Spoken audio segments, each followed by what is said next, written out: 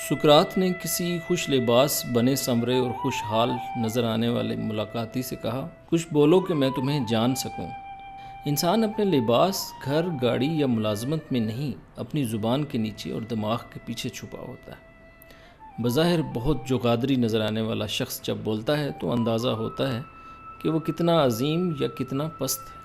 کسی کی شخصیت کا اندازہ کرنا ہو تو یہ نوٹ کرو کہ وہ شخص کن چیزوں پر فخر کرتا ہے۔ مال و متاع، جاہ و جلال، نسلی تعصب، جسمانی طاقت، بشری وجاہت، اولاد اور عہدوں پر فخر کرنے والا ہلکی شخصیت کا مالک ہوگا، اور سچائی، دیانت، انصاف، انسانیت، ہمدردی، عقلی ترقی، علمی گہرائی اور کائناتی سوجھ بوجھ پر فخر کرنے والا اہل علم اور وزنی شخصیت رکھتا ہوگا۔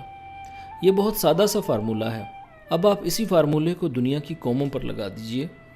جن قوموں کے اندر آپ کو مال کی حرص، نسلی تفاخر، جس کی لاٹھی اس کی بھینس یعنی جسمانی طاقت، ظاہری خوبصورتی اور اولاد اور عہدوں پر فخر کرنے والے لوگ، قبیلے، شہر زیادہ ملیں، وہ قومیں تنزلی کا شکار اور دگرگوں حالت کی جانب گامزن ملیں گی۔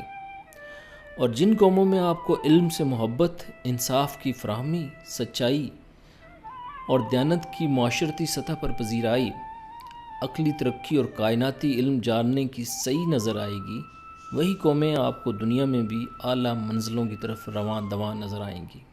بقول اقبال، آ تجھ کو بتاؤں تقدیر امم کیا ہے، شمشیر و ثنا اول، طاؤس و رباب آخر۔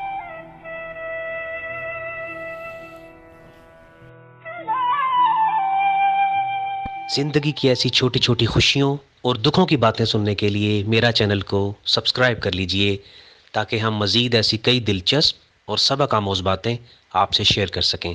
شکریہ۔